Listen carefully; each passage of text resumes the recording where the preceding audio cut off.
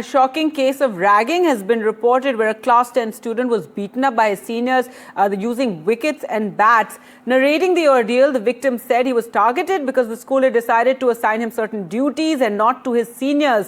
And what makes this incident interesting is that when the case was reported, and it was on November 29th, the school administration decided to remain mum on this issue, and after the child's parent raised concerns, only then was some action taken, and only then were 7 students suspended. బాధ్యతలు ఇచ్చారు, అవి నేను నిర్వహిస్తున్నాను. అయితే నా తోటి సీనియర్లు అవి నేను చేస్తుండే ఓర్వలేక నా మీద నవంబర్ 29 తారీఖు శనివారం రోజు నైటు నా మీదకి దాడికి వచ్చారు. నేను పడుకున్నప్పుడు బ్యాట్లు వికెట్లతో నన్ను కొట్టడం జరిగింది.